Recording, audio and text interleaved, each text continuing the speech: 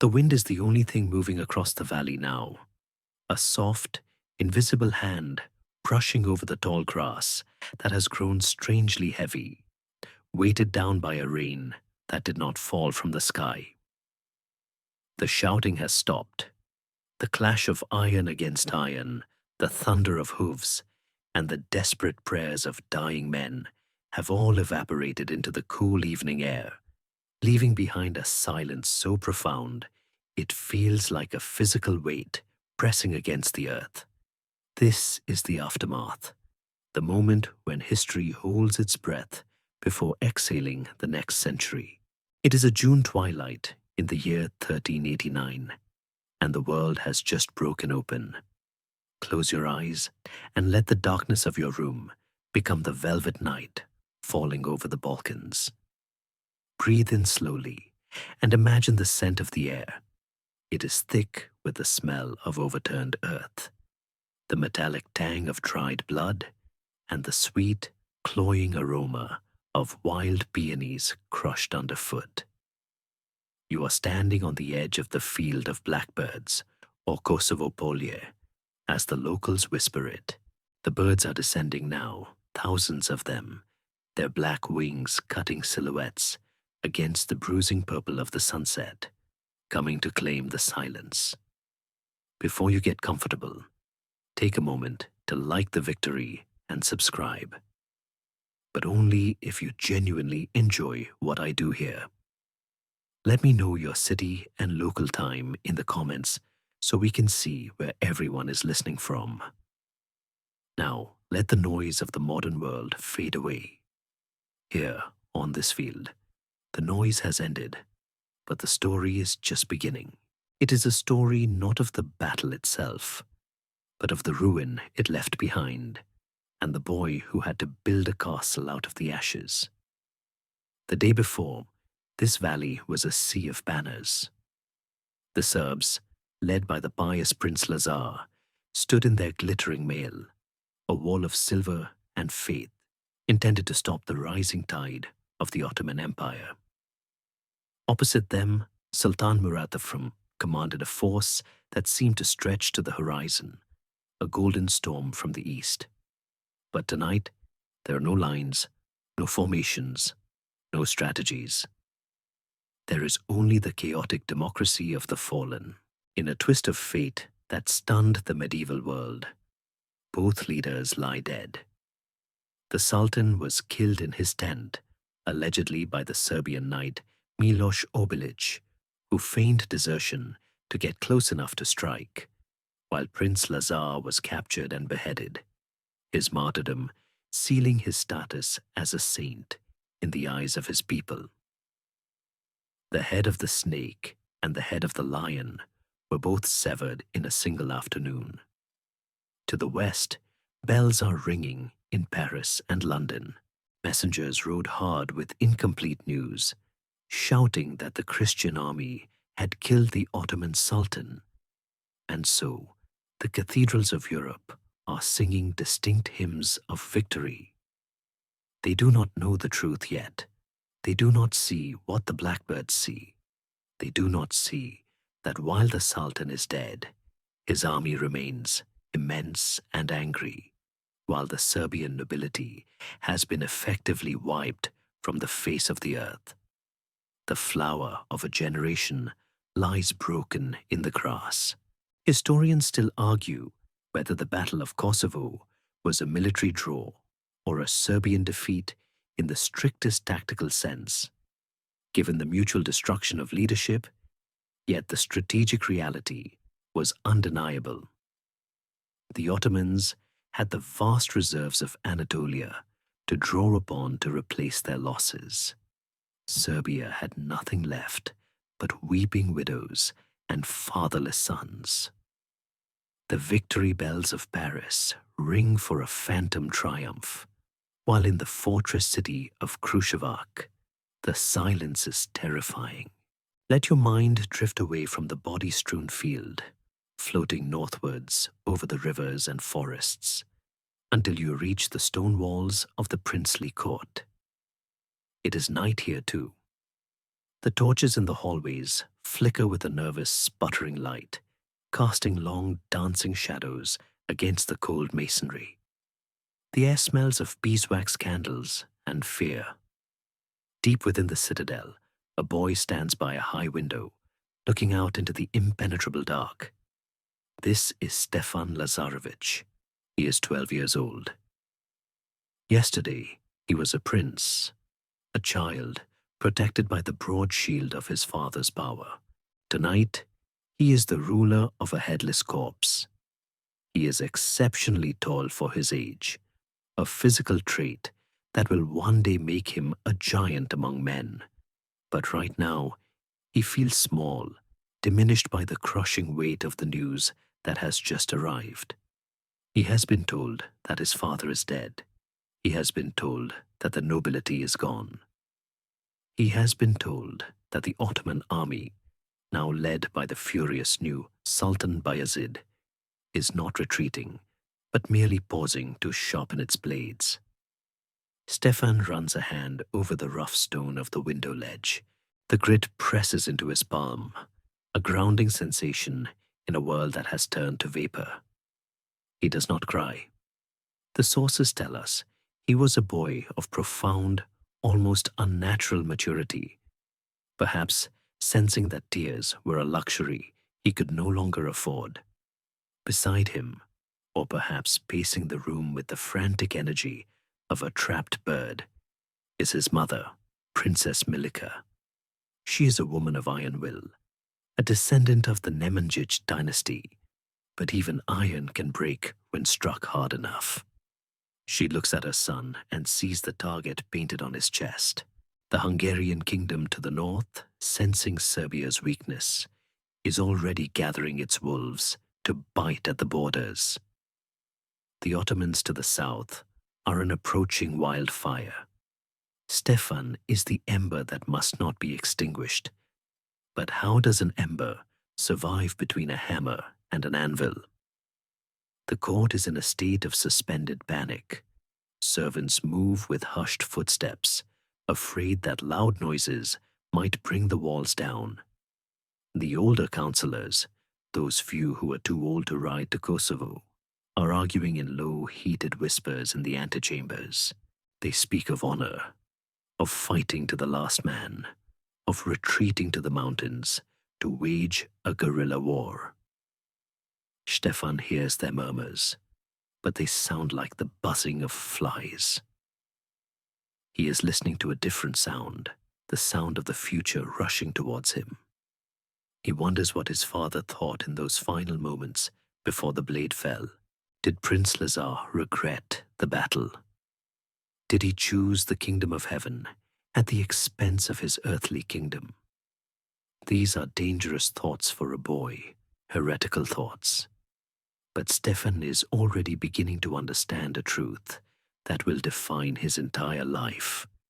Martyrdom is glorious in songs, but it leaves the living to clean up the blood. The poetic myth of Kosovo is being spun even now, in the very halls where he stands. The idea that the Serbs chose a heavenly kingdom over an earthly one. But Stefan has to live in the earthly one. He has to eat, he has to sleep, and he has to rule a people who are terrified. The moonlight spills onto the floor, illuminating a map spread out on a heavy oak table. It shows the rivers, the Danube and the Sava, the mountains and the cities. It looks so permanent, drawn in ink and parchment, yet Stefan knows it is fragile. The borders are dissolving. The protective shell of the state has been cracked open, and the predators are circling. He looks at his hands. They are the hands of a child, uncalloused, not yet used to the weight of a sword. In a few years, he will be known as the finest knight in Europe, a warrior of terrifying skill. But tonight, those hands are trembling ever so slightly. He clenches them into fists. The fear is there, cold and sharp in his stomach, but there is something else too. A cold resolve. He is the son of Lazar, yes, but he is also the son of the reality that Lazar left behind. The silence of the castle seems to press against his ears, demanding an answer. What will you do, little prince? Will you die like your father? Will you flee? Or will you do the unthinkable? The blackbirds on the field of Kosovo have finished their feast and are roosting in the dark trees, their bellies full of knights and heroes. The era of romantic chivalry died with them in the tall grass. What comes next is the era of survival. Stefan turns from the window and looks at his mother. Her eyes are red, but her jaw is set. They do not need to speak to know the choice that lies before them. It is a choice that will stain their souls to save their bodies. It is a choice that will brand Stefan a traitor in the eyes of some and a savior in the eyes of others. The wind howls outside, rattling the shutters, sounding like the ghost of Sultan Murad demanding his due. The boy takes a breath, steadying himself against the table.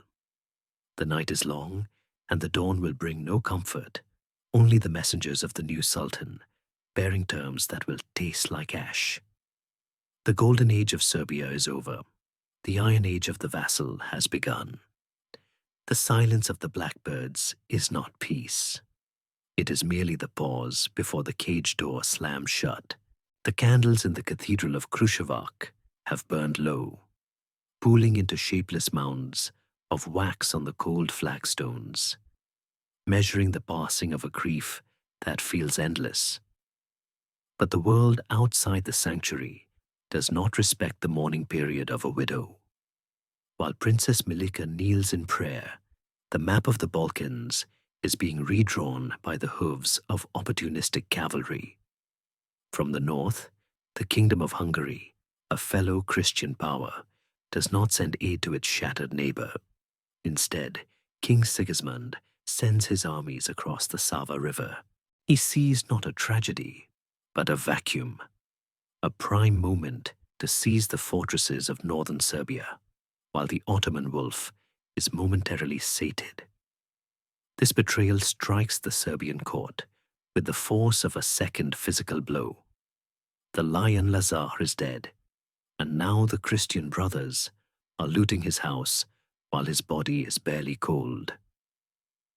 It is in this crucible of double betrayal that Milika, a woman of poetic soul and steel spine, rises from her knees. She wipes the tears from her face, for tears will not stop the Hungarian advance, and walks into the council chamber where the surviving nobles wait like frightened children. She realizes that to save the Serbian people from being carved up and erased entirely, she must do the unthinkable. She must ally with the enemy. She must seek the protection of the very hand that swung the sword at Kosovo. It is a decision that tastes of bile and ash, a paradox that only a mother protecting her brood could accept. The only way to survive the Christian wolves is to hide behind the Ottoman dragon. The atmosphere in the court shifts from paralyzed sorrow to a frantic, icy pragmatism. Messengers are dispatched not to the capitals of Europe, but south to Edirne, the temporary seat of the new Sultan, Bayezid IV. He is known as Yildirim, the Thunderbolt, for the speed of his rage and his armies. The terms he returns are simple, brutal, and non-negotiable. He demands Stefan's vassalage. He demands Stefan's sword in his wars. And he demands Stefan's sister.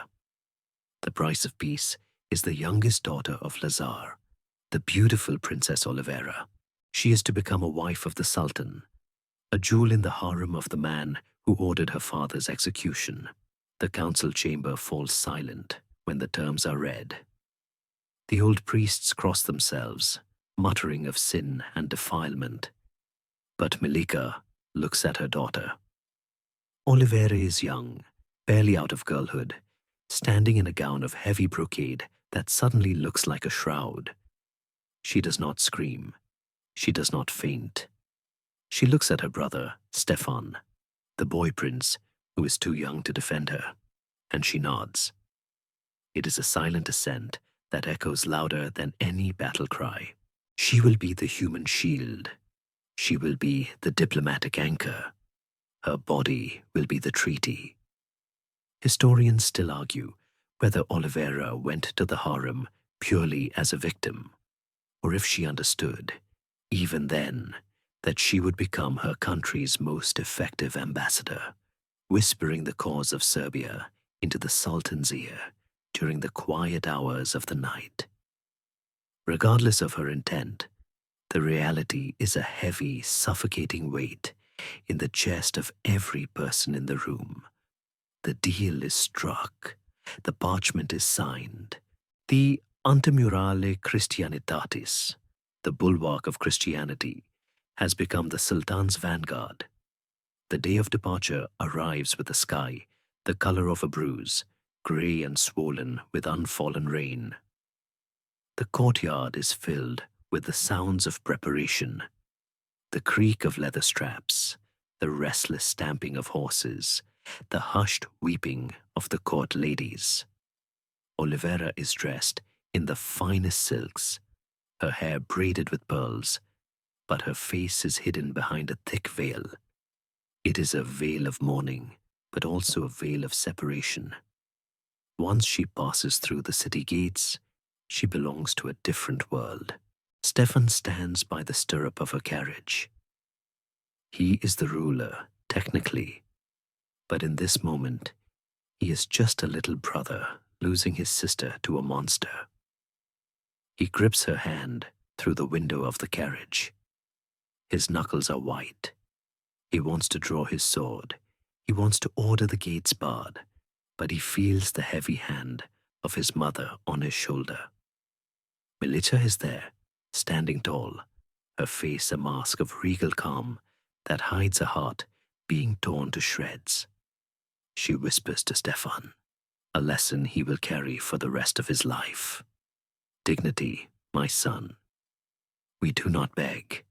We pay the price. Oh, she knows that if they fight now, they die. If they submit, they live to fight another day. Oliveira squeezes Stefan's hand one last time, a transfer of strength, and then the carriage lurches forward. The wheels grind against the cobblestones, a harsh, rhythmic sound that marks the end of their childhood. The people of Kruševac line the streets, throwing flowers in the path of the princess. They are not cheering. They are strewing the path with petals as if for a funeral procession. The scent of rosewater and horse sweat mingles in the damp air. As the carriage disappears into the mist towards the southern road, Stefan is left standing in the mud. The transition is immediate. He is no longer an independent prince. He is a vassal. The word feels like a collar snapping shut around his neck. But the sacrifice of Oliveira buys exactly what Milica calculated: breathing room. The Hungarian attacks are rebuffed by the threat of Ottoman retaliation. The borders stabilize. The Pax Ottomana descends over the Morava Valley, a peace born of terror and compromise. Stefan must now prepare for his own journey. He must travel to the Sultan's court to bend the knee personally. He must look into the eyes of Bayezid and pledge his loyalty. The preparations for this journey are grim. He is trained daily in the yard, not just in the sword, but in the Turkish language, in the customs of the Ottoman court, in the art of silence. He learns to hide his true thoughts behind a face of stone. He learns that his height and his strength are assets that the Sultan covets. He is being groomed not as a ruler, but as a weapon. The armorer fits him for a new suit of mail, heavier than before, dark steel that absorbs the light. It fits him like a second skin, a constant reminder of the weight he carries. In the quiet evenings, Milica sits with him, reading from the Psalms, but her lessons are political. She teaches him that honor is not about dying foolishly. It is about ensuring that there is someone left to remember who you were.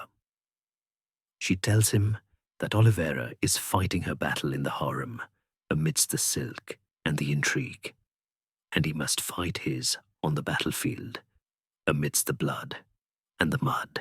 They are two halves of the same shield. The boy who watched the blackbirds descend is gone. In his place is a young man with cold eyes and a heart barricaded against grief. He understands now that his life is not his own. It belongs to the state. It belongs to the Sultan. And deep down, it belongs to the vengeance of survival, the long, slow game of outlasting the conquerors.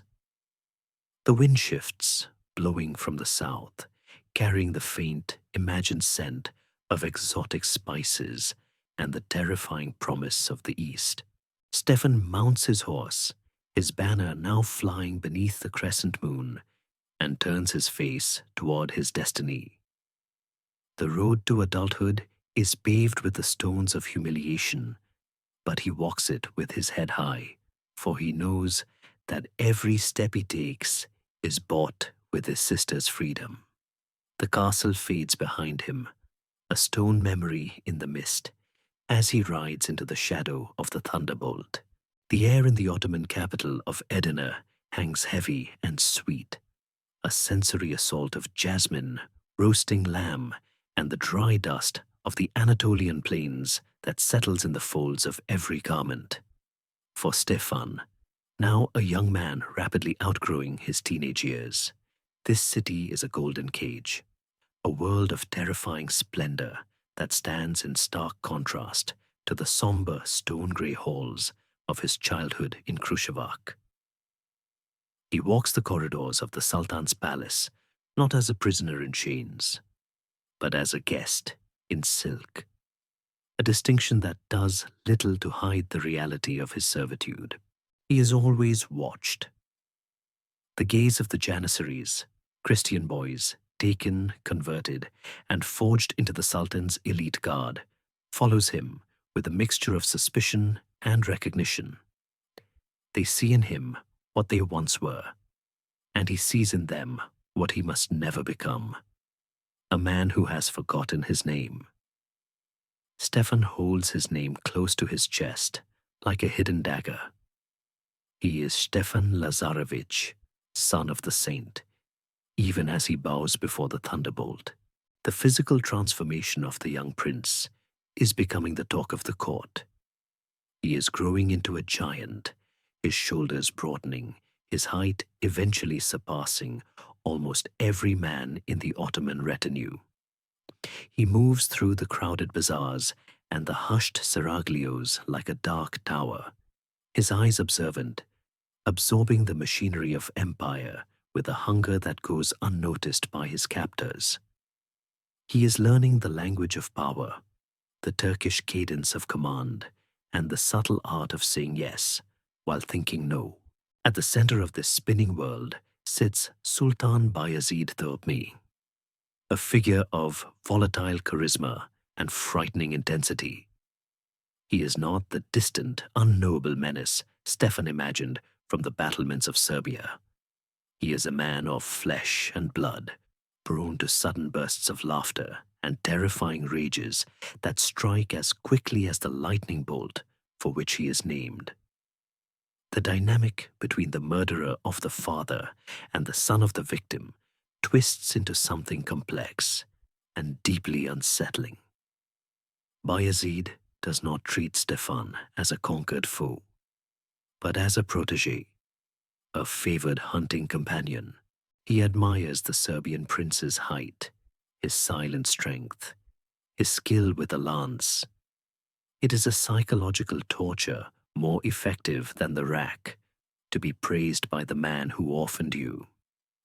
Historians still argue whether the bond that formed between the Sultan and his young vassal was merely a calculating survival mechanism on Stefan's part, or if a genuine twisted form of mentorship developed, a Stockholm syndrome of the soul where the captive begins to admire the captor's strength.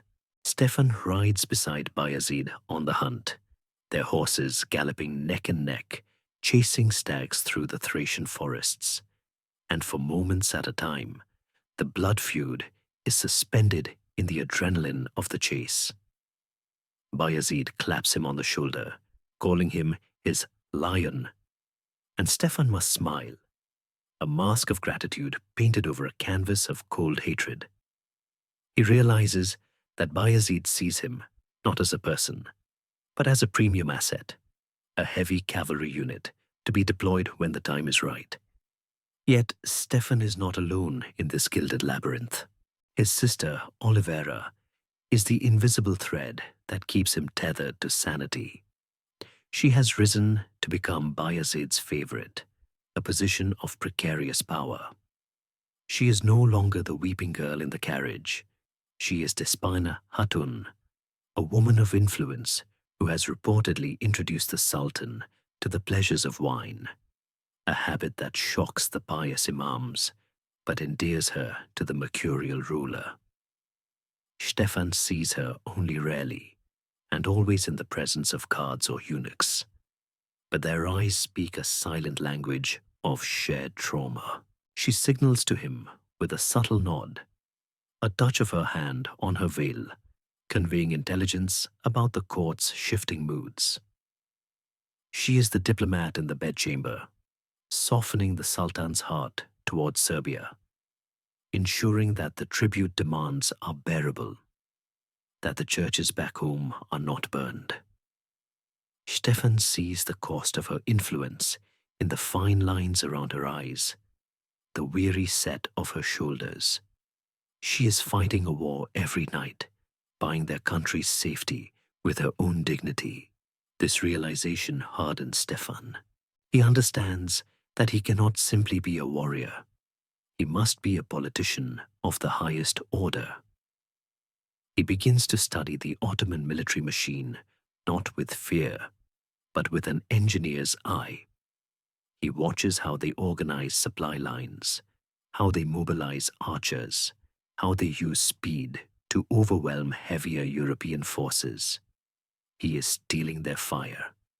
If he is to be the Sultan's sword, he will be the sharpest one in the armory, making himself so indispensable that Bayezid cannot afford to break him. The test of this resolve comes not in the palace, but in the training yards.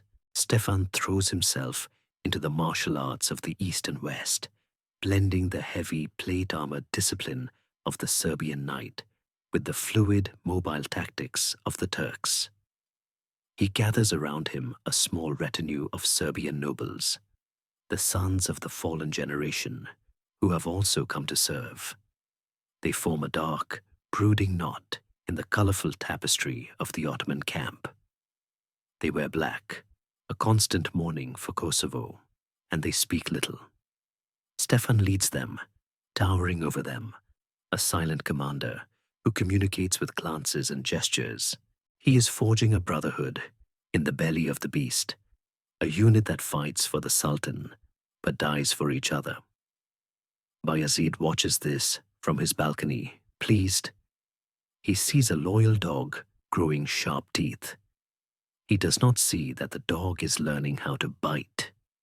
The tension in the court is palpable as rumors of a great coalition forming in the West begin to drift across the Danube. The King of Hungary, the Knights of Burgundy, the heavy cavalry of France, all are gathering for a crusade to drive the Turks back into Asia. The atmosphere in Edirne shifts from indolence to the sharp, electric hum of mobilization. Bayezid summons Stefan to his private chambers one evening as the war drums begin to sound. The Sultan is drinking, his eyes bright with the anticipation of violence. He looks at Stefan, the young giant standing stoically in the candlelight, and offers him a cup. It is a test. To drink is to break Islamic law, to share in the Sultan's vice, to become complicit. To refuse is to insult the master. Stefan takes the cup. He drinks. It is the communion of the damned. Bayezid laughs, a sound that rattles the window panes and unrolls a map of the Danube. He points to a fortress city named Nicopolis. They come to destroy us, my Stefan, the Sultan whispers, his voice dropping to a conspiratorial purr. The French peacocks in their shining armor. They think we are savages. You and I, we will show them what true war is. Stefan looks at the map. He sees the Christian armies, the armies that should be his allies, moving to liberate the Balkans. And he knows, with a sickening clarity, what he must do.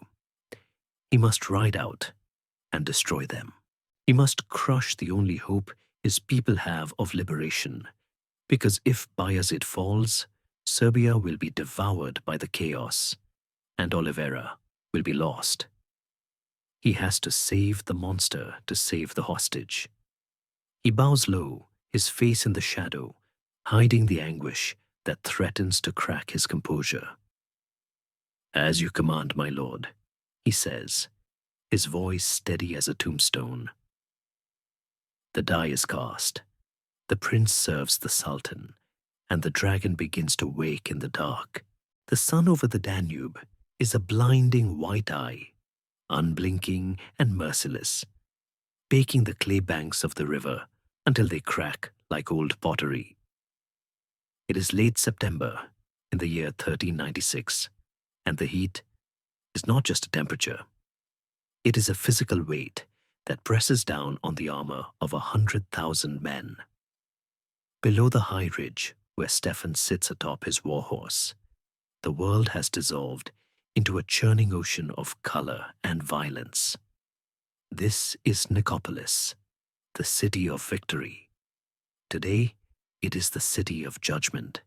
The greatest army Christendom has assembled in a century, a glittering tapestry of French dukes, Burgundian counts, German knights, and Hungarian infantry, has come to break the Ottoman back. They are a magnificent, terrifying sight, a river of steel and silk flowing against the Ottoman lines.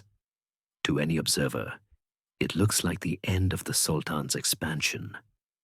The Crusaders have the numbers, they have the fervor, and they have the heavy cavalry that shakes the earth. But Stefan is not watching with the eyes of a crusader. He is watching with the eyes of a vassal, stationed on a hill in the reserve, a coiled spring waiting for the command to snap. He is 20 years old now, a man fully grown, encased in black plate armor that absorbs the punishing sun, turning his body into a furnace. He does not move. His visor is down, hiding his face, hiding the conflict that must be raging behind his eyes. He is a Christian prince, and he is waiting for the signal to slaughter Christians.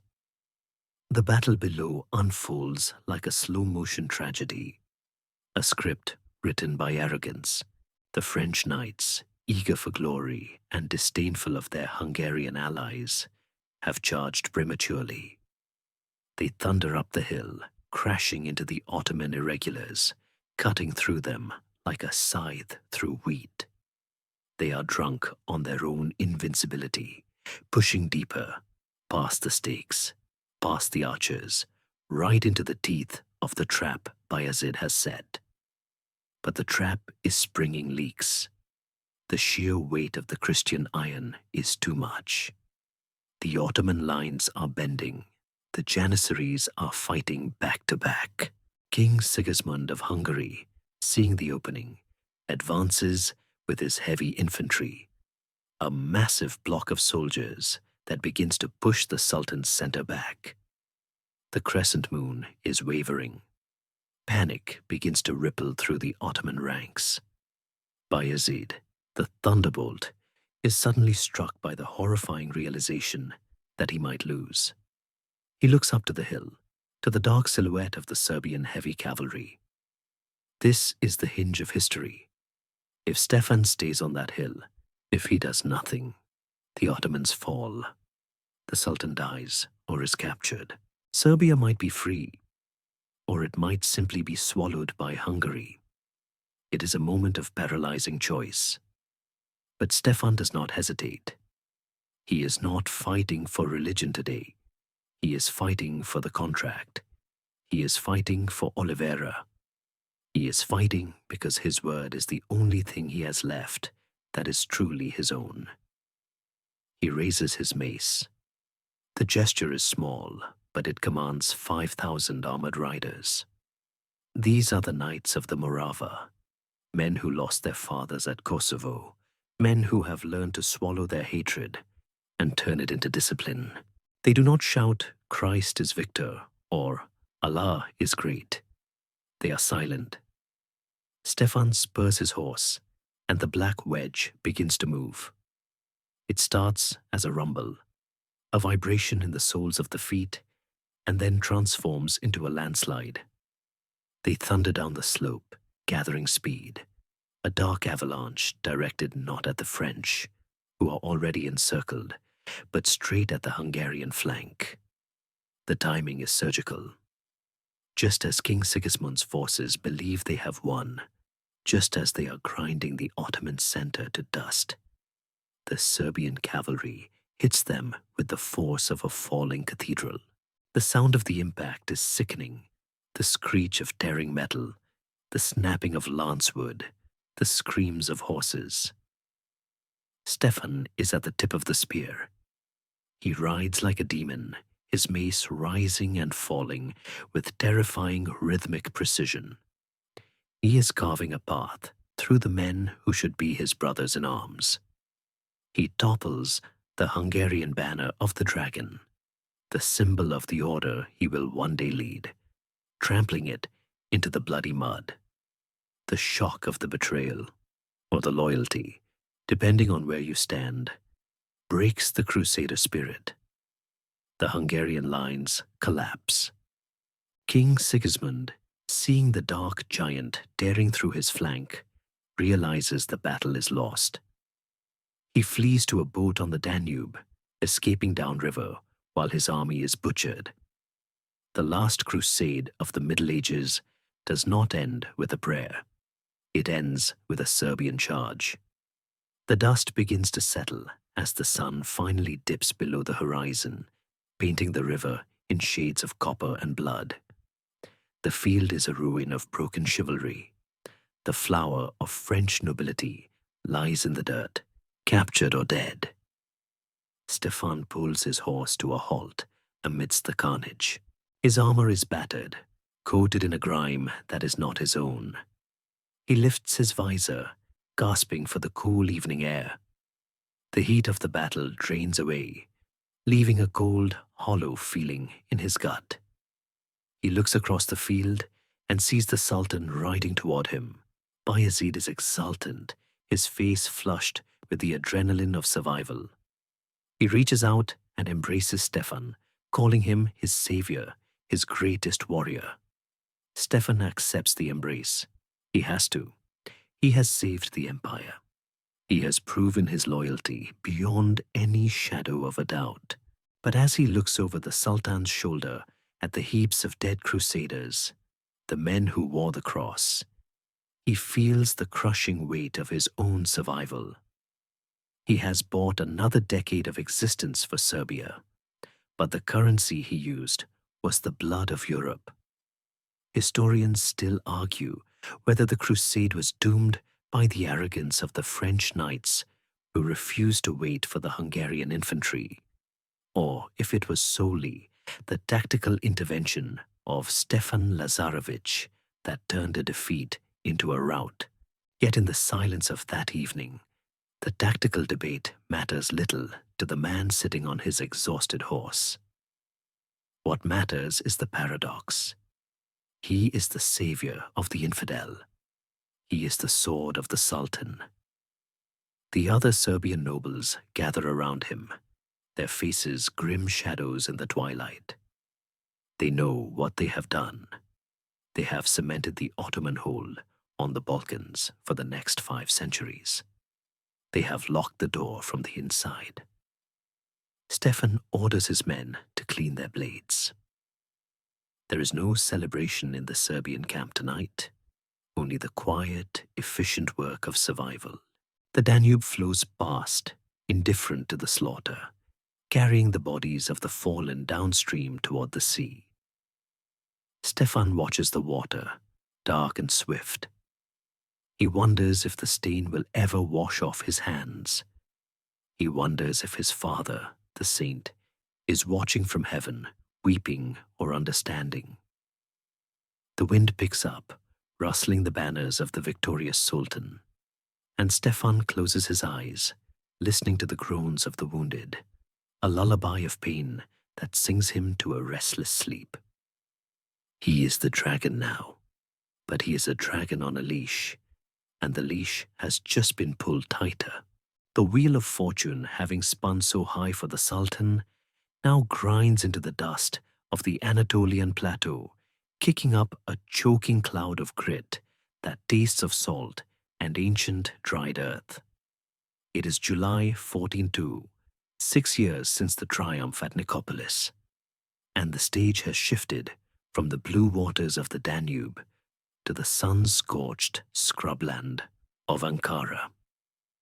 The air here vibrates with a different kind of heat, dry, sharp, and relentless, magnified by the sheer mass of humanity gathered to die. To the east, rising like a dark tide against the shimmering horizon, is the army of Tamerlane, the lame conqueror, the lord of the Iron Conjunction.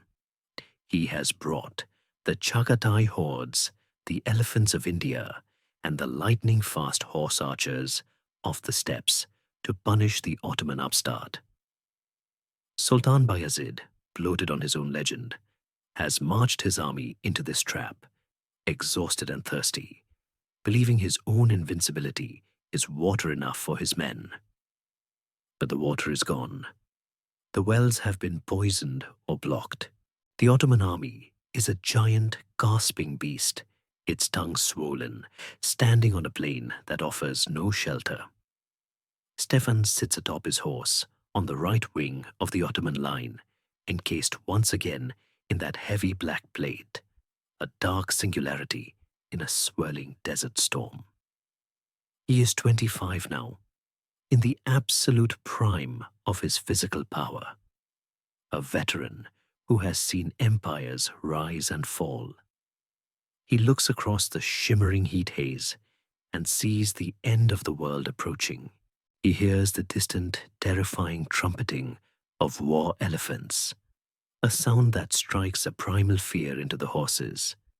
But Stefan's hand on the reins is steady. He is not afraid of the battle. He is afraid of the thirst he sees in the eyes of the men around him.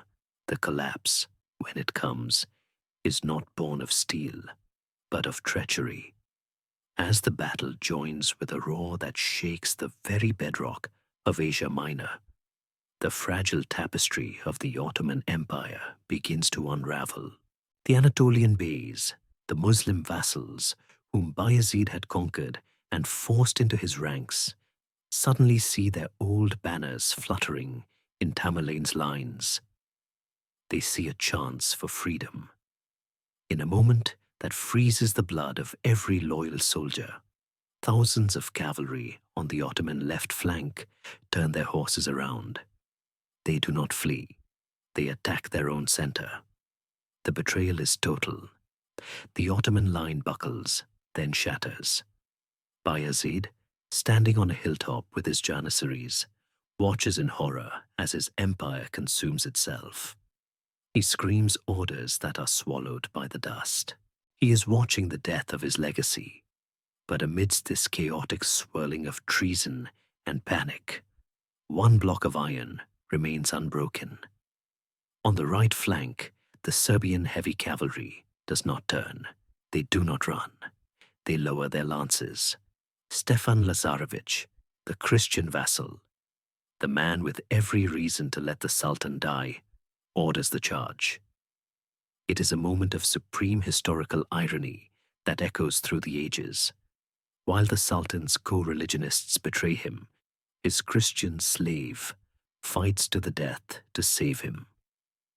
The Serbian knights hit the Mongol lines like a hammer striking glass. They are heavier, better armored, and disciplined by years of constant warfare. They cut a swath through the light cavalry of the steppes, their black armor deflecting the hail of arrows that darken the sky. Stefan rides at the front, a giant possessed, his sword flashing in the relentless sun. He is not fighting for the Sultan's empire anymore. He is fighting for the principle of the oath. He swore to serve, and he will serve until the bond is dissolved by death or dismissal. They crash through the encirclement once, wheel around, and charge back in. It is suicidal. It is magnificent. High up on a distant ridge, Tamerlane himself, the scourge of God, lowers his telescope. He watches this dark wedge of knights moving through his ocean of warriors like a ship plowing through waves. He asks his generals who these men are. "They are the Serbs, my lord," comes the answer. Tamerlane, a man who respects only strength and courage, nods slowly. "These are not men," he is recorded to have said. "These are lions." Historians still argue whether Stefan's refusal to retreat was an act of feudal honor, a desperate attempt to rescue the Sultan to maintain the status quo, or a calculated display of strength to impress the incoming conqueror, knowing that mercy is rarely granted to cowards. Whatever the motive, the visual is seared into the memory of the East, the black lions of Serbia fighting in the dust of Ankara, while the Ottoman eagle falls from the sky. Stefan fights his way to the hill, where Bayezid is making his last stand. The Sultan is surrounded, his guards dying one by one. Stefan shouts through his visor, his voice raw with smoke and thirst. He begs the Sultan to mount a horse, to flee, to let the Serbs cut a path for his escape. "The day is lost. Lord, save yourself," Stefan cries, gesturing to the open breach his knights have carved. But Bayezid is paralyzed by the enormity of his fall. He refuses to run. He is the thunderbolt. He does not hide from the storm. He waves Stefan away, a final tragic gesture of dismissal. In that wave, the contract is broken. The vassal has fulfilled his duty. The Sultan has chosen his fate. Stefan realizes that to stay any longer is not loyalty. It is suicide. He looks at his brother, Vuk, who fights beside him, and at the dwindling number of his knights. He makes the hard choice, the choice of the survivor. He wheels his horse around. "For Serbia," he shouts, "not for the Sultan." The black wedge forms up one last time, cutting a jagged scar through the Mongol lines, escaping the closing ring of steel. They ride hard, leaving the burning plain behind them, leaving the Sultan to be captured and put in a cage, leaving the Ottoman Empire to fracture into a dozen warring pieces. The ride away from Ankara is a blur of exhaustion and heat. They do not stop until the screams of the dying are just a memory in the wind. Stefan pulls off his helmet, his hair matted with sweat, his face streaked with crime and blood that is not his own. He drinks from a muddy stream, the water tasting like life itself. He looks back toward the east, where the smoke rises in a black pillar against the blue sky. The leash that held him for 12 years has snapped. Bayezid is gone. The invincible power that terrified Europe has been humbled by a greater predator. Stefan breathes in the hot air, and for the first time since he was a boy of 12, standing in the window at Kruševac, he feels the terrifying weight of freedom. The world has broken open again. The map is blank. He is no longer a vassal protecting a master.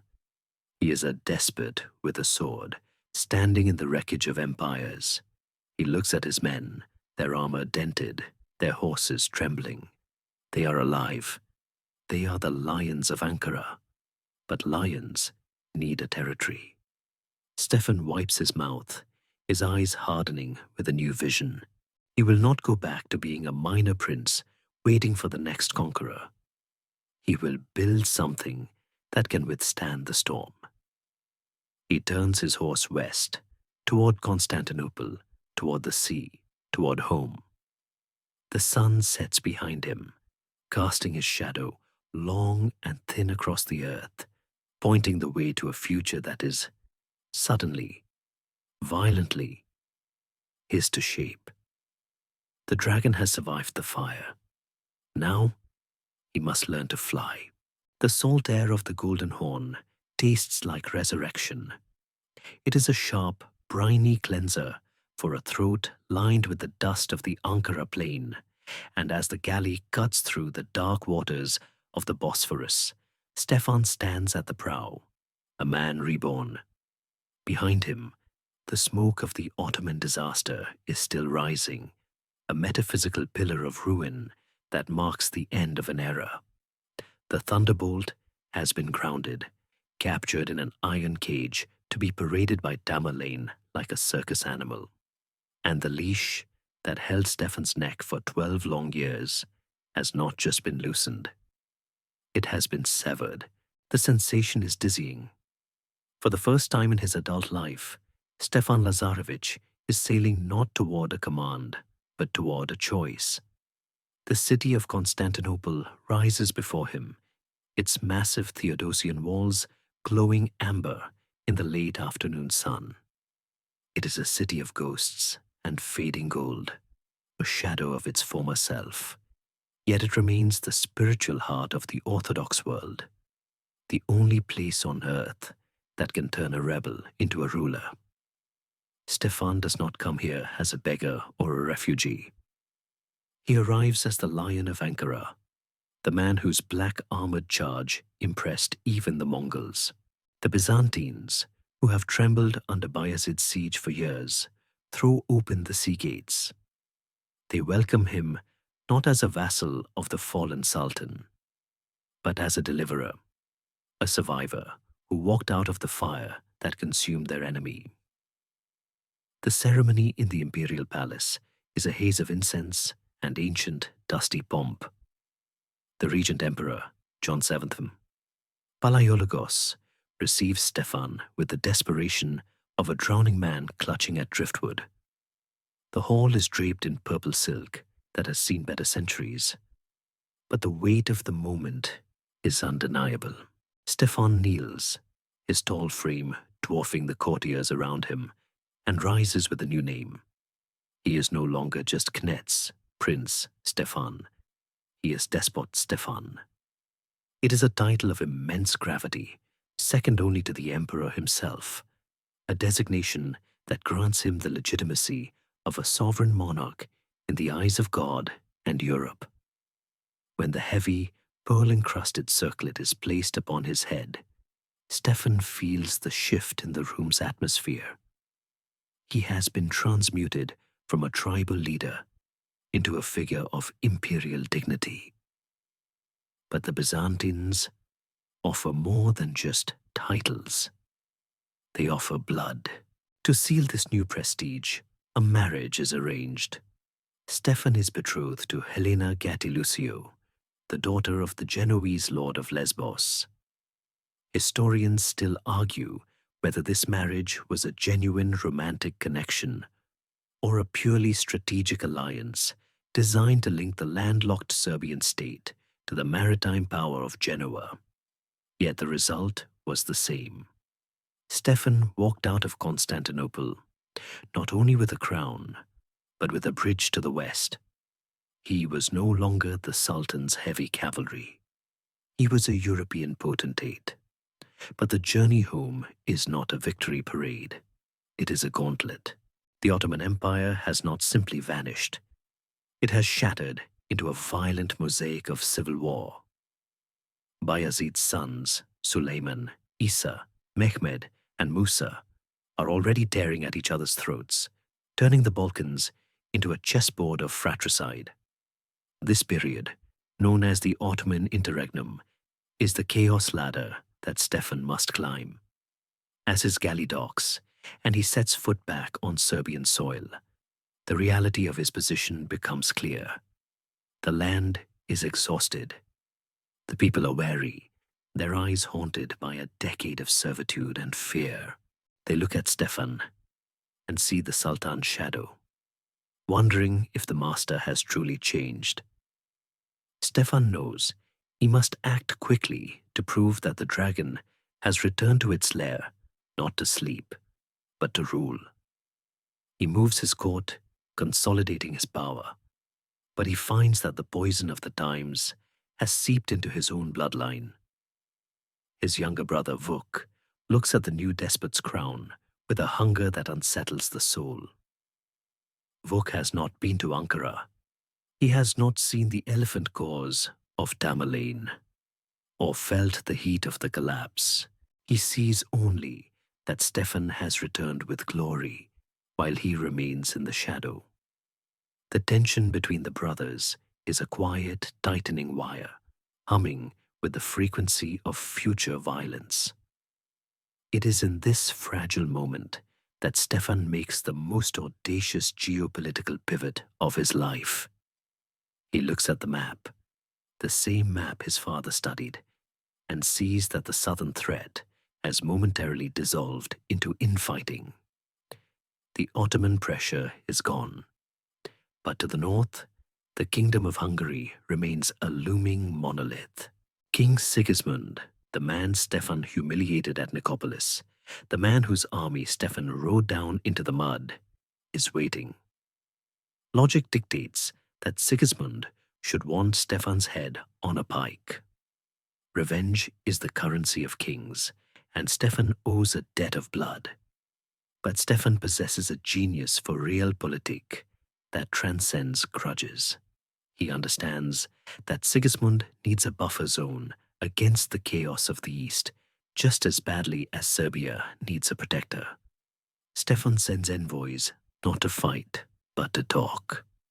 He proposes an alliance with his archenemy. It is a gamble that could end in his execution. But Stefan plays the hand with the cool detachment of a man who has already died once in the desert. The meeting takes place in a tense, heavily guarded pavilion on the border. The air is thick with the memory of the clashing steel at Nicopolis. Stefan stands before Sigismund, the tall, black-clad despot, facing the Holy Roman Emperor-to-be. They measure each other, not as king and vassal, but as two veterans who know the cost of war. Stefan does not apologize for Nicopolis. He was fulfilling an oath, and a man who breaks one oath will break another. Sigismund respects this. He sees in Stefan exactly what Bayezid saw and what Tamerlane admired, a weapon of unmatched quality. But this time, Stefan is not offering himself as a slave. He is offering himself as a partner. He offers to be the shield of Hungary, the gatekeeper of the Danube, in exchange for the return of Belgrade, the ruined ancient city at the confluence of the rivers, and the recognition of his sovereignty. Sigismund, pragmatic and desperate for stability on his southern flank, agrees. The treaty is signed. The enemy becomes the brother. As Stefan rides away from the negotiations, the weight of the last 12 years finally begins to lift. He has done the impossible. He has navigated the ship of state through the eye of a needle, transitioning from an Ottoman vassal to a Hungarian ally without losing his crown or his life. He travels toward Belgrade, the city that is to become his capital. It is a wreck, a ghostly ruin of Roman walls and overgrown streets, abandoned and strategic only in potential. But Stefan sees what others do not. He sees the white city rising from the weeds. He sees a fortress that will lock the Balkans against the East. He sees a library, a court, a sanctuary. The sun is setting over the Sava River, casting a golden bridge across the water. Stefan stops his horse and watches the light play on the ripples. He is 30 years old. He has survived the slaughter of Kosovo, the humiliation of the harem, the carnage of Nicopolis, and the inferno of Ankara. He has traded the turban for the crown, the scimitar for the scepter. The wind rustles the reeds, whispering the names of the dead, but Stefan does not look back.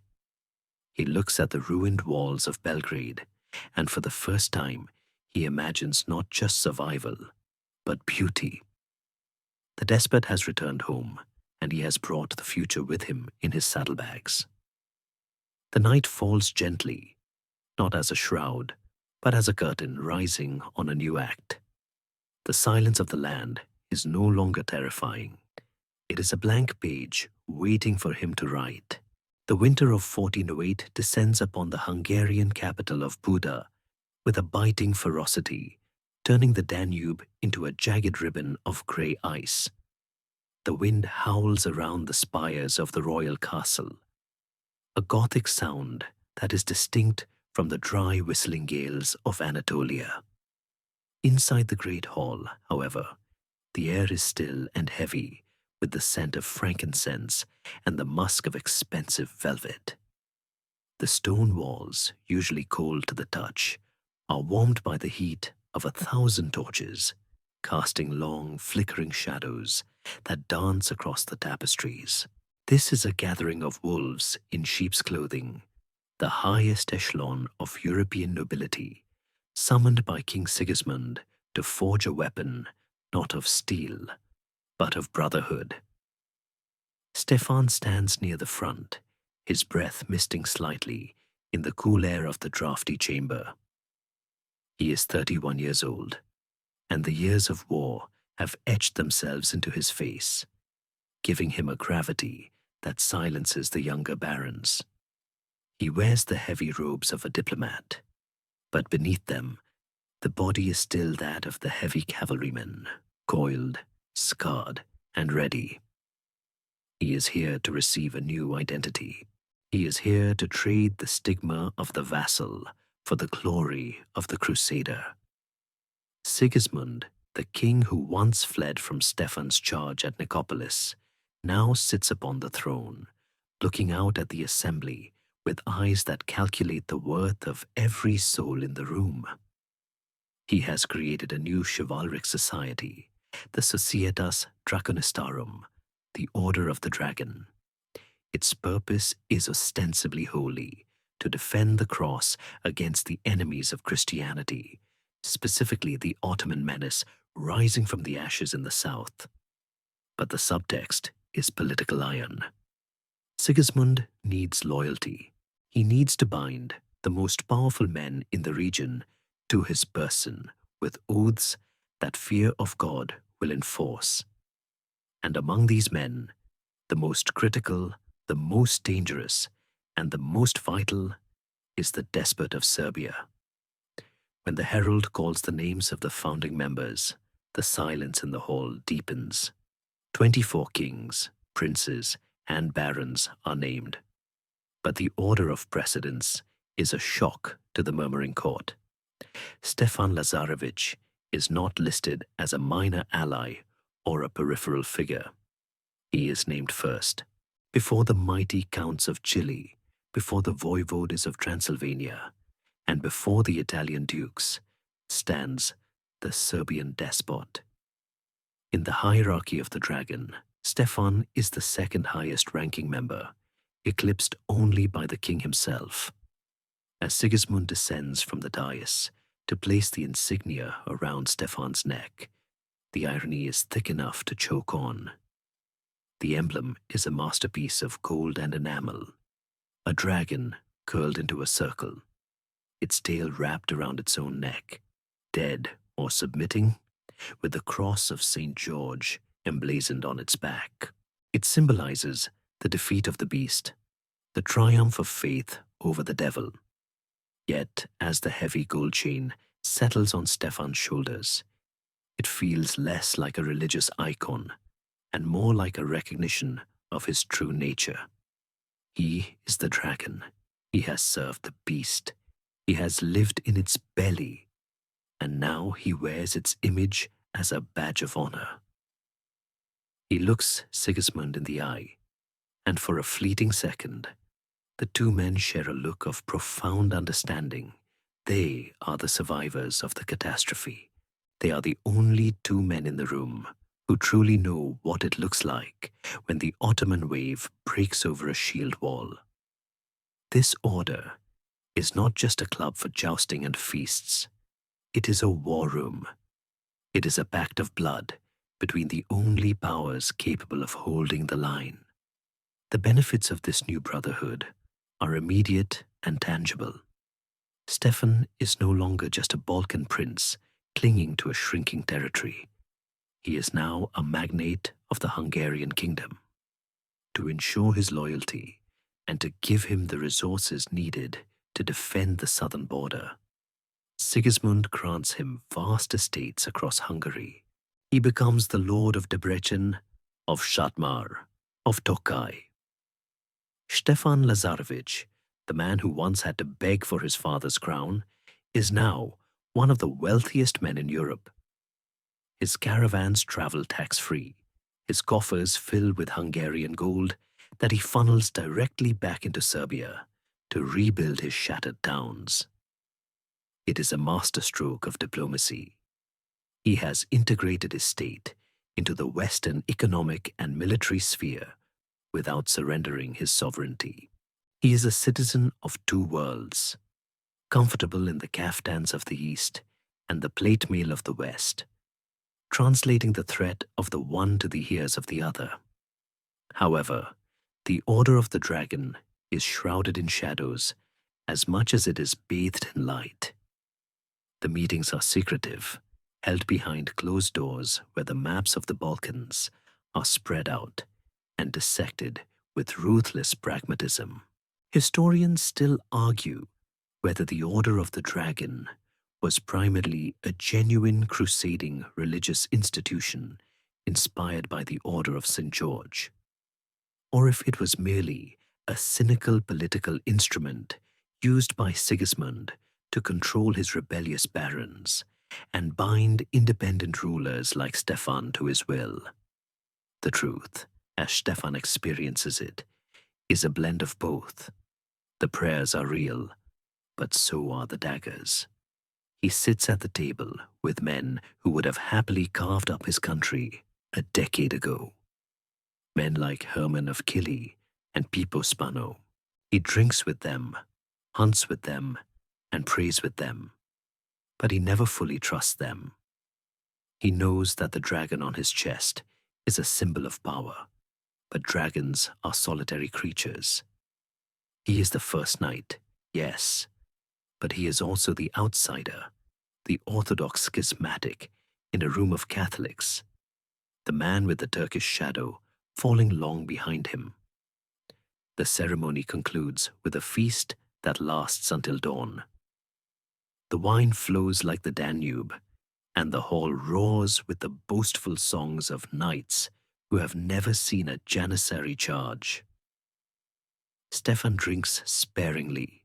He touches the cold gold of the dragon pendant, tracing the curve of the beast's tail. He thinks of Olivera, who has returned home to Serbia after Bayezid's death, a widow of the harem living quietly in his court. He thinks of his brother Vuk, whose jealousy is festering into treason back in Belgrade. This order, this alliance, is a shield, but it is not a cure. The Ottomans are regrouping. The sons of Bayezid are finishing their civil war, and soon one will emerge victorious to reclaim the empire. Stefan knows that this gold chain will eventually have to be used to strangle an enemy. He looks around the glittering hall, at the velvet and the jewels, and sees only the fragility of it all. They are celebrating a unity that has not yet been tested. He steps out onto the balcony, away from the noise and the heat. The cold air hits him like a slap. Below, the Danube is silent, a dark artery connecting his new lands in the north to his old home in the south. He is the bridge. He is the gatekeeper. The Order of the Dragon has given him a new mandate to turn Serbia into a fortress that can break the teeth of the East. He looks south, towards the confluence of the rivers where his new capital is rising. He has the money now. He has the legitimacy. He has the title. It is time to stop running, to stop charging, and to start building. He will build a city of white stone, a city that will shine so brightly it will blind the darkness gathering on the horizon. The Dragon Knight turns back to the hall, his cape swirling around him, the gold insignia catching the torchlight like a burning ember. The feast is over. The work of stone and mortar is about to begin. The sound of the new Serbia is not the clash of swords, but the rhythmic, unending clink, clink, clink of iron chisels biting into limestone. It is a percussive heartbeat that echoes across the confluence of the Sava and Danube rivers, scaring away the waterfowl and announcing to the world that something permanent is rising from the mud. It is the spring of 1404, and Stefan is walking the perimeter of what will become his masterpiece. He stands on the high ridge of the Kalemegdan promontory, looking down at the waters that swirl together, the green sludge of the Sava mixing with the brown muscle of the Danube. For centuries, this spot has been a Roman ruin, a Byzantine outpost, a Hungarian border fort, a place of transit and decay. But Stefan sees it differently. He sees the prow of a great stone ship jutting out into the void, a vessel large enough to carry the remnants of his people through the coming storm. He has secured this city from King Sigismund, not as a gift, but as a strategic necessity, and now he is pouring the wealth of his Hungarian estates into its veins. He is dreaming the White City, Beograd. The transformation is violent in its speed and scale. Stefan is not merely repairing walls. He is reimagining the concept of an urban fortress. He brings in engineers from the coast, master builders from Ragusa, Dubrovnik, and laborers from the interior. They strip the white limestone from the local quarries, a stone that gleams with a blinding brilliance under the midday sun, giving the city its name. Under Stefan's direct supervision, the fortress grows into a triple-layered beast. He divides the city into the upper town, the citadel of power, where the court and the nobility reside, and the lower town, a bustling commercial hub protected by the river walls. It is a segregation of function, but a unity of purpose, survival. The walls are thick, designed to withstand the new god of war that is beginning to speak on the battlefields of Europe, gunpowder artillery. Stefan has seen the stone balls shatter the walls of Constantinople. He builds his white city to bounce them off. He constructs a massive keep, the Despot's Tower, a dungeon of last resort with a drawbridge high above the ground, a final eyrie where the dragon can retreat if the lower walls are breached. But Belgrade is not just a bunker. It is a lifeboat. As the walls rise, so does the population. Refugees from the south, fleeing the chaos of the Ottoman interregnum and the brutality of local warlords, flood into the city.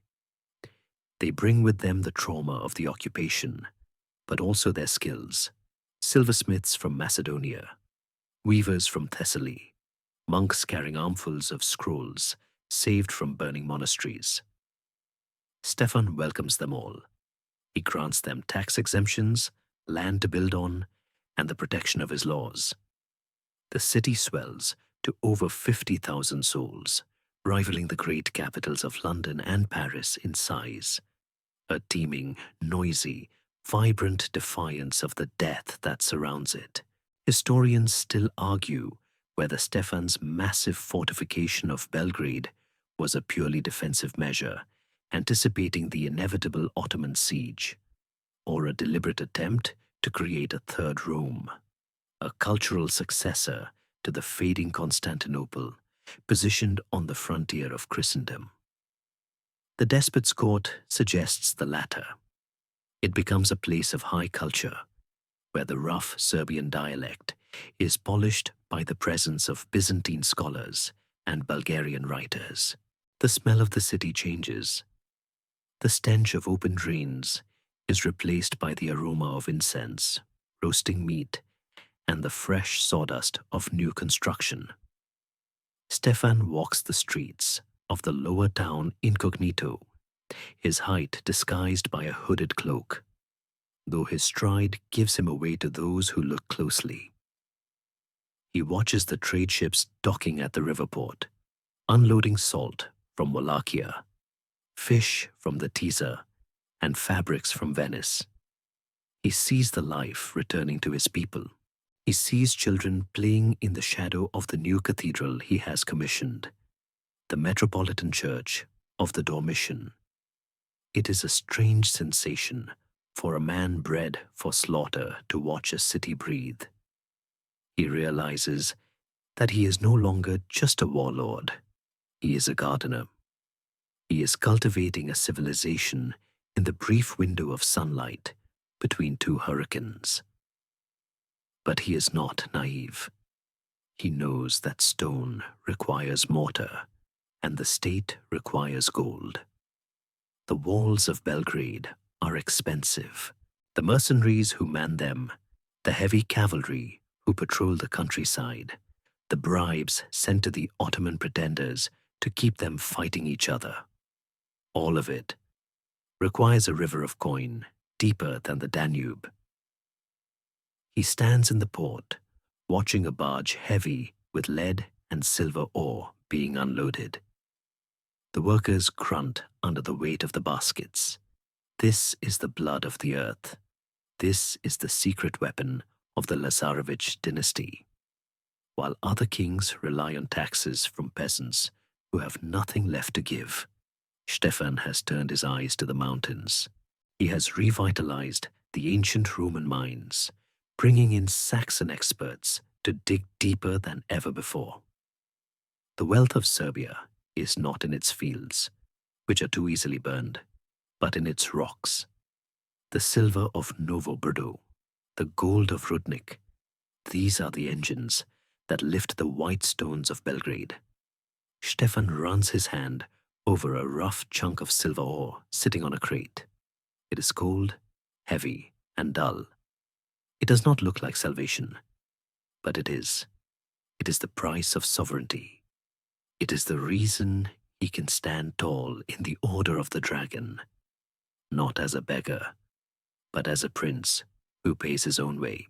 As the sun sets, painting the white walls in shades of violet and rose, Stefan climbs back to the upper town.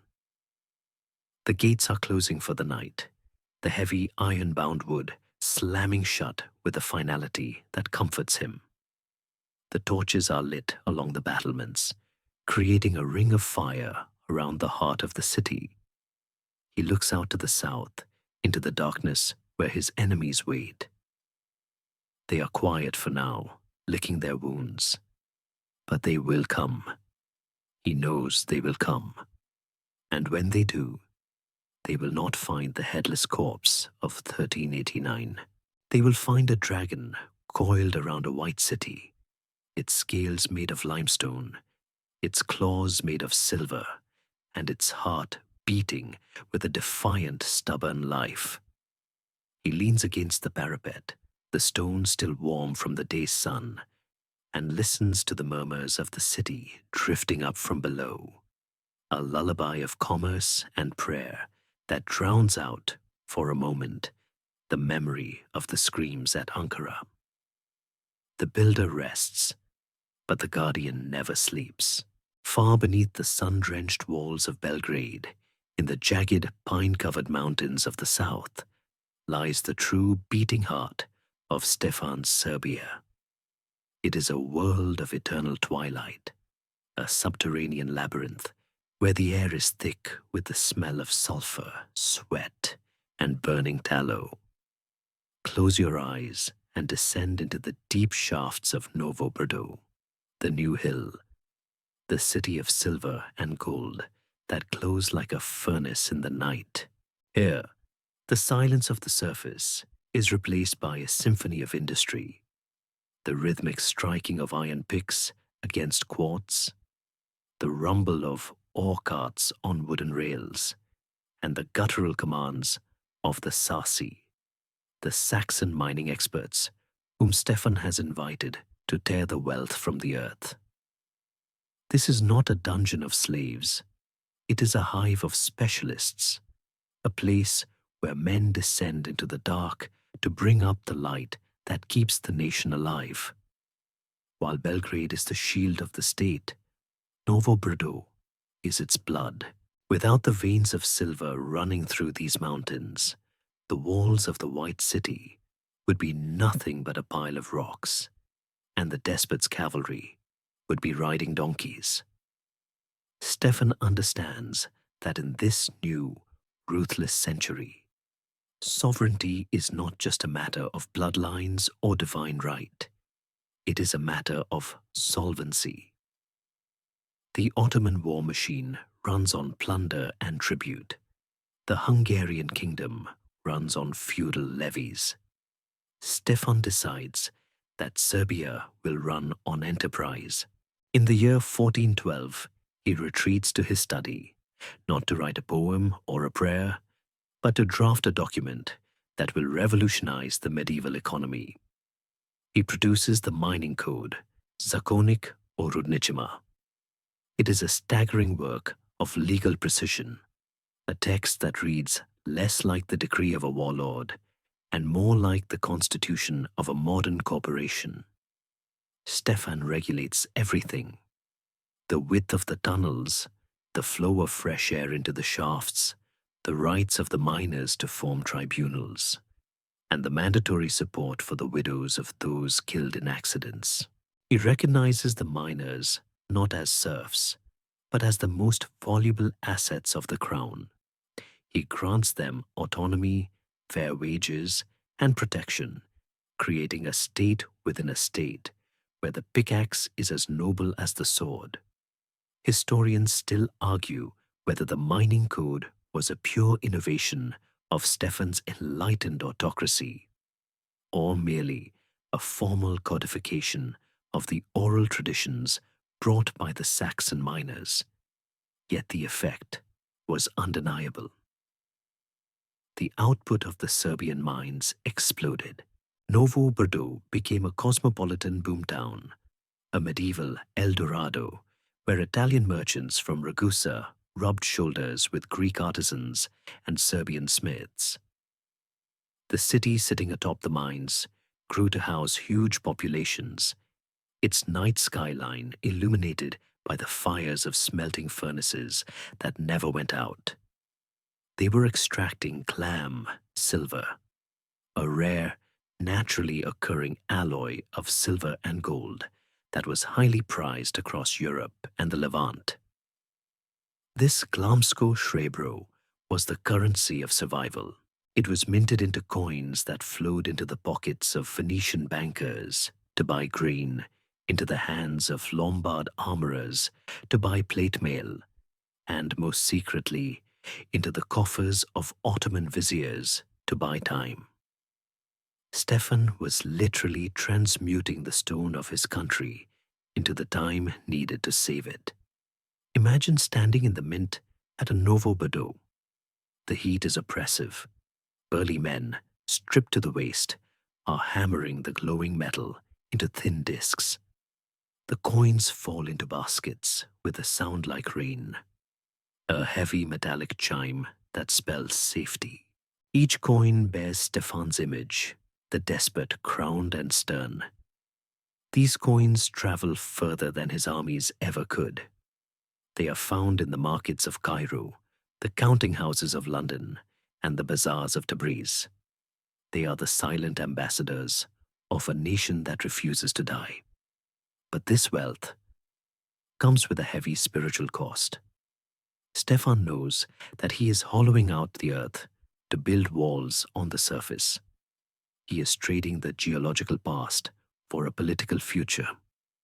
He visits the mines often, descending into the shafts himself, his tall frame stooping in the cramped tunnels.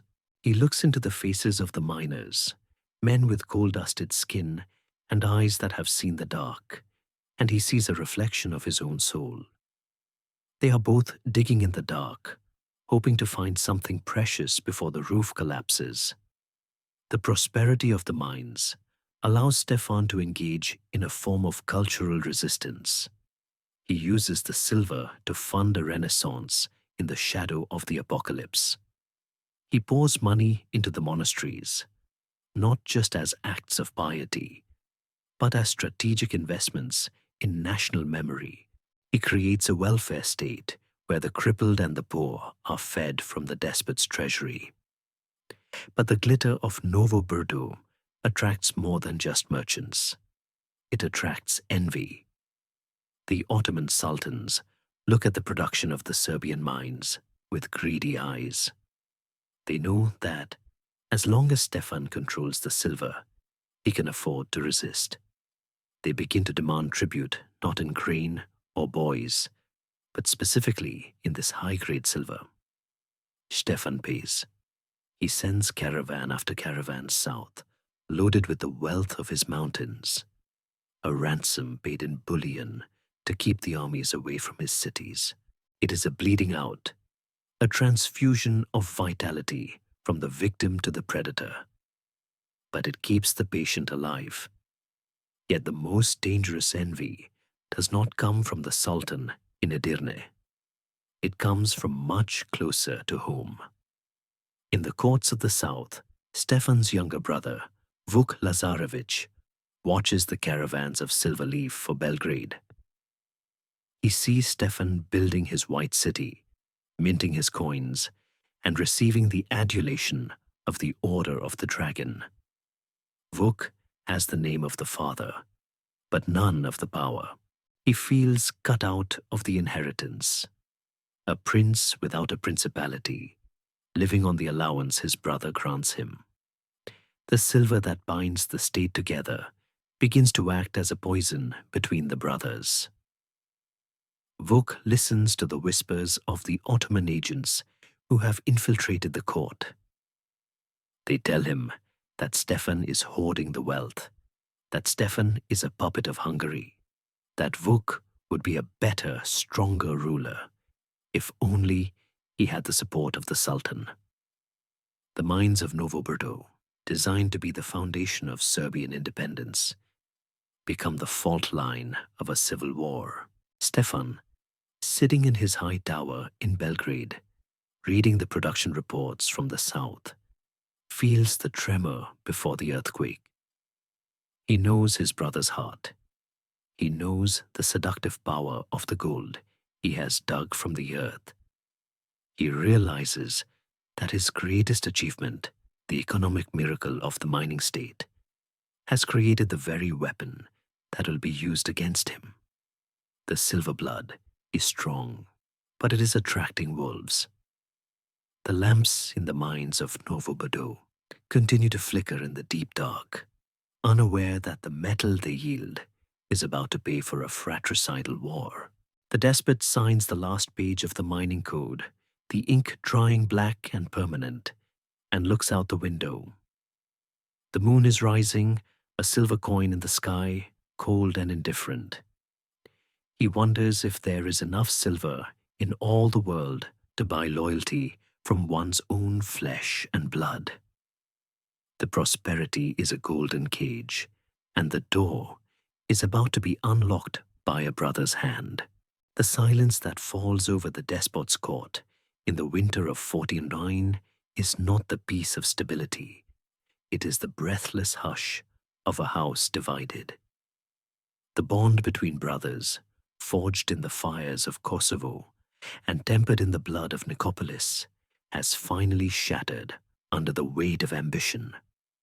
Vuk Lazarevic, the younger, the shadow to Stefan's light, has vanished from Belgrade.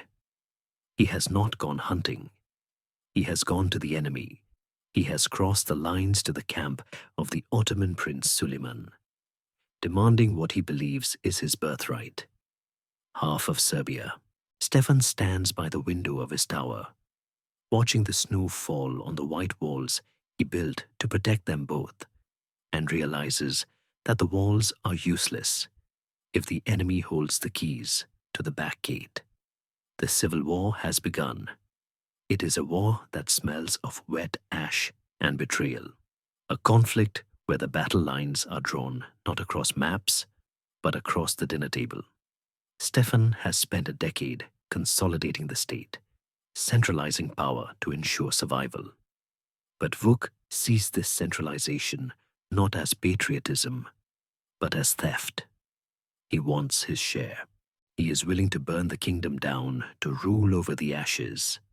The campaign that follows is a chaotic, muddy nightmare that stains the countryside.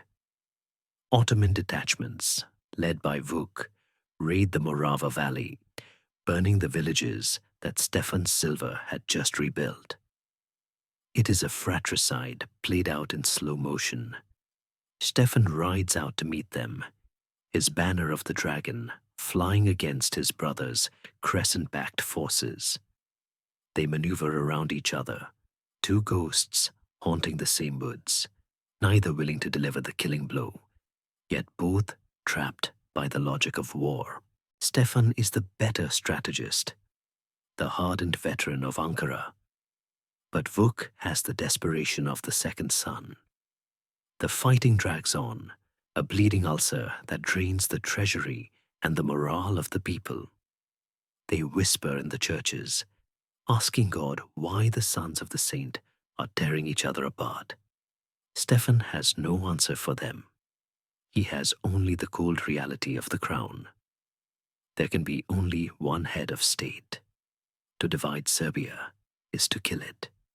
He cannot give Vuk what he wants, because a divided Serbia will be swallowed whole by the Hungarians or the Turks within a year.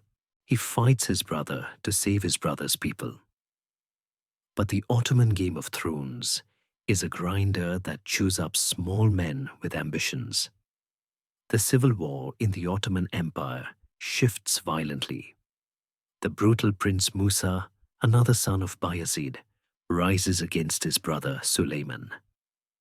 In the swirling chaos of alliances and betrayals, Vuk finds himself on the wrong side of the shifting tides. He is captured by Musa's forces in 1410 while attempting to flee to the despotate he tried to conquer. The news travels slowly back to Belgrade, carried by spies who speak in hushed tones. They tell of a roadside execution. They tell of Vuk, the Prince of Serbia, the son of Lazar, kneeling in the dirt before the executioner of a rebel Ottoman prince. There was no glory, no last charge, no poetic end. Just a sword stroke in a foreign field, far from home, ending a life driven by the hunger to be seen. Vuk is gone. The rival is removed. The threat is neutralized. When Stefan hears the news, he does not celebrate. He does not convene the council to announce the victory. He retreats into the deepest solitude of his chambers. The man who stood stoically while his father was beheaded, who sent his sister to a harem, and who charged into the Mongol hordes, finally breaks. But he breaks quietly, inwardly. The death of Vuk is an amputation of his own soul. It is the final crushing proof of the lesson he has learned over and over since childhood. Power eats everything you love. He sits at his desk, the candlelight flickering over a piece of parchment. His hands, large and scarred from the sword, pick up a quill. He needs to speak to his brother. He needs to bridge the silence of the grave. He cannot do it with a decree, so he does it with art. He begins to write Slovo Luve, the word of love. It is a poem of exquisite, haunting beauty, a lyrical cry into the void. He writes of nature, of the beauty of the swift summer, of the harmony of the spheres. But beneath the imagery is a desperate, aching plea for reconnection. Come to me, my beloved, he writes, end this distance. Historians still argue whether the word of love was explicitly dedicated to Vuk in a moment of posthumous regret, or if it was a spiritual hymn to God or a generic epistle to a distant friend. But the emotional resonance suggests a man grappling with a specific, tearing loss. It reads like an apology for the crown he wore, a lament for the brother he could not save from himself. In the poem, Stefan is not the despot. He is just a man alone in a room, wishing the world were different, wishing that love was enough to govern a kingdom. The writing of the poem marks a change in Stefan. The iron resolve remains, but the hardness softens into a kind of melancholy wisdom. He emerges from his mourning not with a thirst for vengeance, but with a frantic desire to preserve. If he could not save his brother, he will save the culture that produced them. He realizes that soldiers die, walls crumble, and dynasties fade. But the word, the written word, is the only thing that can cheat death. He looks at the parchment where the ink is drying, the letters curving like the vines of the Morava vineyards. This is the new battlefield. He will build a fortress that no Ottoman cannon can breach, a fortress made of books, of translations, of grammar and syntax. He will build a sanctuary for the soul of Serbia, so that even if the bodies of its princes are scattered in foreign fields, its mind will remain intact, and rolls up the scroll of the word of love and places it in a cedar chest. He washes the ink from his fingers. The grief has been transmuted into purpose. He summons his architects and his scribes. He tells them to prepare for a new construction project, one farther away from the borders, tucked deep in the mountains where the silence is pure. He will build Manasija. He will build the Resava school. He will turn his remaining years into a race against the coming night, filling the lamps with oil, so that when the darkness finally falls for good, there will still be a light burning in the window of the Serbian house. The brother is dead. Long live the memory. Deep in the green heart of the Homolje Mountains, where the Resava River cuts a cold, clear path through the limestone, the final great work of Stefan Lazarevic rises like a prayer carved in stone. It is the year 1418, and the Manasija monastery is nearing completion. To the casual traveler, it does not look like a house of God. It looks like a fortress of the apocalypse.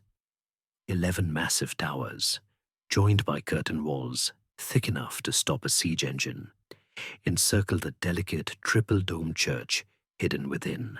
This is the duality of the despot manifested in masonry. The outer shell is the warrior, the hardened shell of the Order of the Dragon, bristling with arrow slits and maculations. The inner core is the saint, a space of breathtaking frescoes and silent devotion. Stefan has built a vault. He knows with the prophetic instinct of a man who has watched the horizon for 30 years that the physical kingdom is living on borrowed time. The armies will eventually fail. The walls of Belgrade might fall, but here in this remote gorge, he is building an ark to carry the soul of his people through the coming flood. Inside the fortified perimeter, the air is not filled with the sharpening of swords, but with the scratching of quills. This is the famous Resava school, the intellectual engine of the Balkans. Stefan has gathered the finest minds of the Orthodox world, refugees from Bulgaria, monks from Mount Athos, and scholars from Constantinople, and set them to work. Their task is urgent and precise: to copy, translate, and correct the sacred texts of their civilization. Stefan visits the scriptorium often, walking among the rows of bent backs and ink-stained fingers.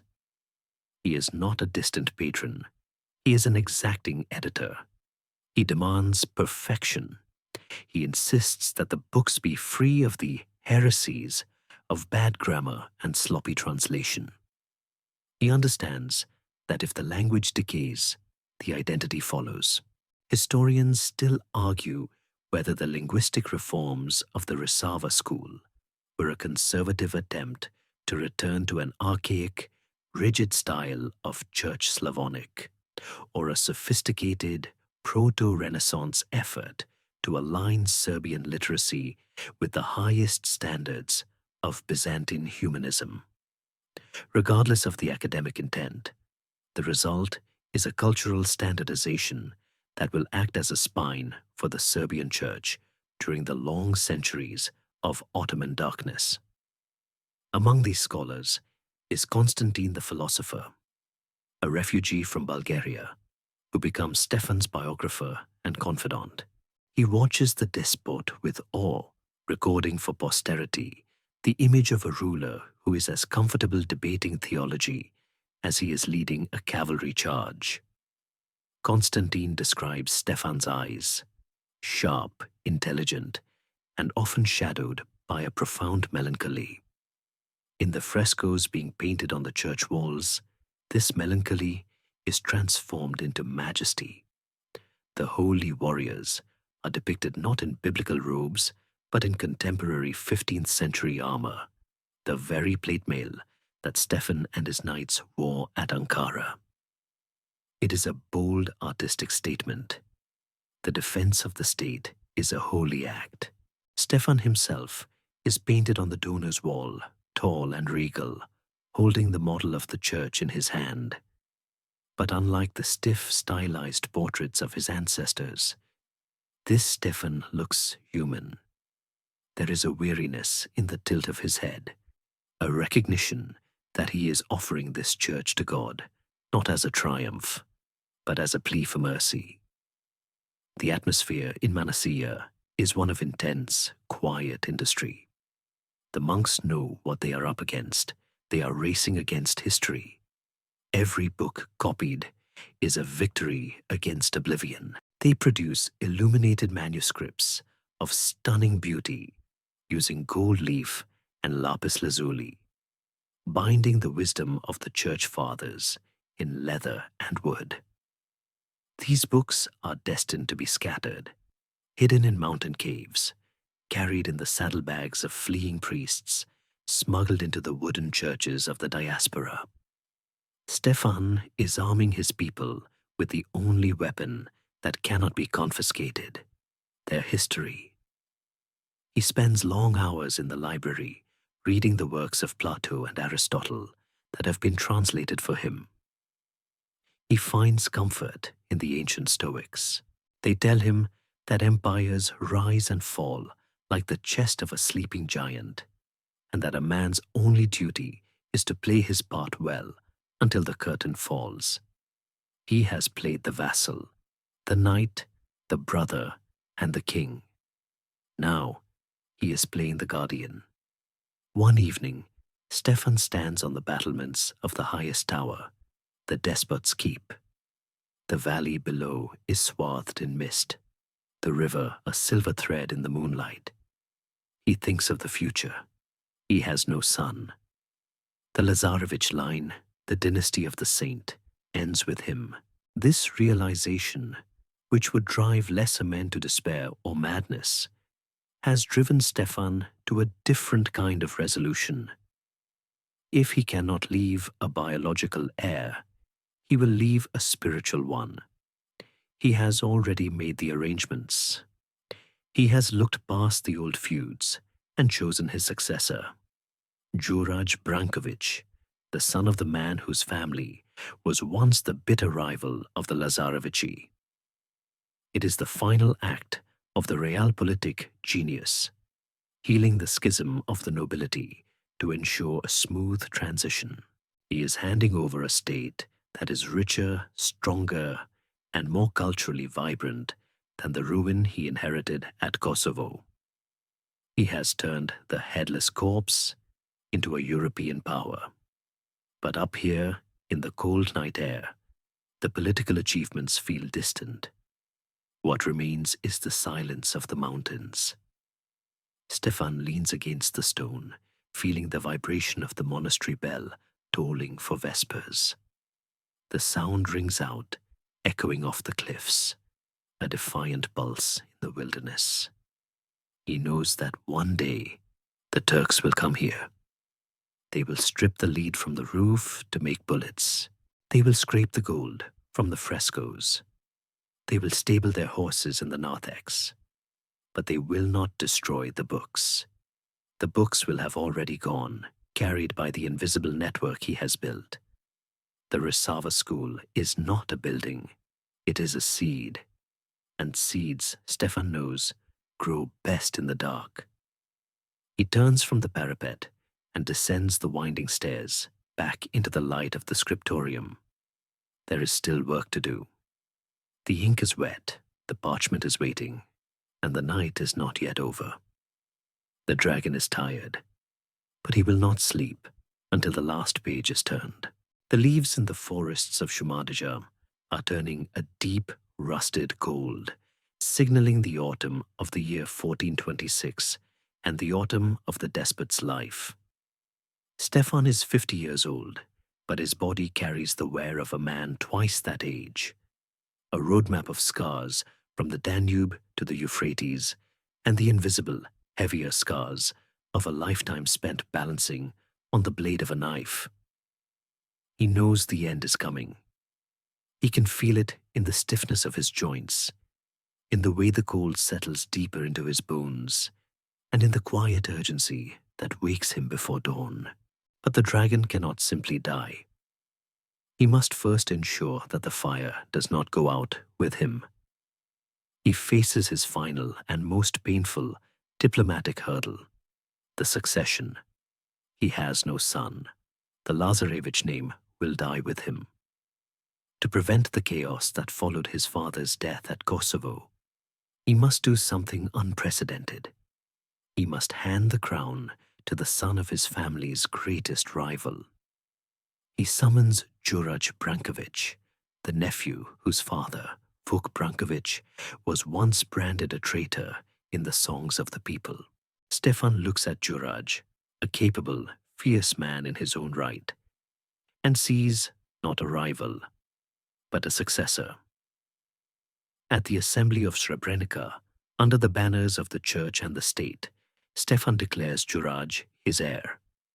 He forces the nobility to swear allegiance, closing the rift that has plagued Serbia for a generation. It is an act of supreme humility, placing the welfare of the nation above the vanity of his own bloodline. But this transition comes with a terrible price. A final transaction with his old friend and liege, King Sigismund. The Hungarian king agrees to recognize Đurađ, but he demands the return of the collateral. He demands Belgrade. The White City, Stefan's masterpiece, the fortress he built from the ruins, must be handed back to Hungary upon his death. It is the Treaty of Tata, signed in the shadow of the Hungarian castles, and it breaks Stefan's heart. He is signing away his home to save his people. He is agreeing to an amputation to save the patient. Historians still argue whether this was a tragic necessity or a diplomatic blunder, but Stefan knows the truth. Without Hungarian protection, Đurađ would be crushed instantly by the Ottomans. He accepts the terms. He will die knowing that the city he dreamed into existence will fly a foreign flag, but the people within its walls will live to pray in Serbian churches. It is the ultimate sacrifice of the builder to let someone else own the house so the family can stay inside. The end comes not on a battlefield, but in the saddle, just as he lived. It is July 19th, 1427. The heat is thick and humid, hanging over the Glavica hill near Kragujevac. Stefan is hunting, riding with his goshawk on his wrist, surrounded by his retinue. He sits tall, the tall Stefan of legend, looking out over the rolling hills of the country he has kept alive for 38 impossible years. Suddenly, the world tilts. A stroke strikes him like an invisible mace. The giant falls. His men rush to him, lifting the heavy frame of the despot from the grass. He cannot speak clearly. His tongue, which once quoted Plato and commanded armies, is now heavy and numb. But his mind is lucid. He knows what is happening. He struggles, gasping for air, and manages to force out one final garbled command. It is not a prayer to the Virgin. It is not a cry for his mother. It is a political order. Bojuraja, Bojuraja, get Juraj. Even in the throes of death, he is terrified of the vacuum. He needs the successor to be there. He needs the chain of command to hold. He dies as he lived, working. The light fades from his eyes, and the dragon sleeps at last. The panic in the court is immediate, but because of his preparations, the state holds. Juraj arrives. The transition happens. The Ottomans invade, sensing weakness, but they hit a wall of stone and a wall of resolve. Stefan Lazarevic, the tragic genius, the vassal, the knight, the poet, has won the long game. He found a country ready to die in 1389 and left it a country ready to endure the long night of the centuries. The empires that squeezed him are gone. The Ottomans are dust. The Hungarian kingdom is a memory. But the books of Resava remain, and the white stones of Belgrade still shine in the sun.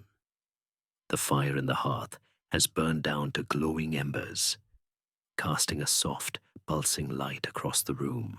The history books are closed now, their pages resting quietly, holding the stories of knights and sultans, of silver mines and white cities, safe within their covers.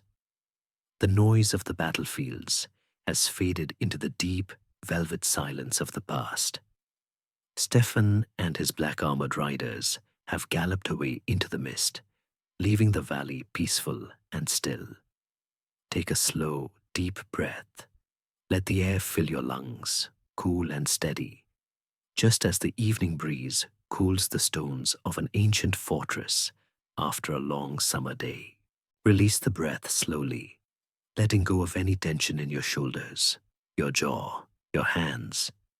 You are safe here. The struggles of the past are over. They are just memories now, whispered by the wind in the trees. The world is turning slowly in the dark, a cradle rocking you into the gentle arms of sleep. Imagine the moonlight touching the white walls of Belgrade, a silent guardian watching over the rivers. The water flows endlessly, carrying away all worry, all noise, leaving only a quiet, rhythmic calm. Let your thoughts drift like leaves on that river, floating gently downstream, further and further away, until there is nothing left but the soft, warm darkness. Sleep now. The story is done. The night is yours. Sweet dreams.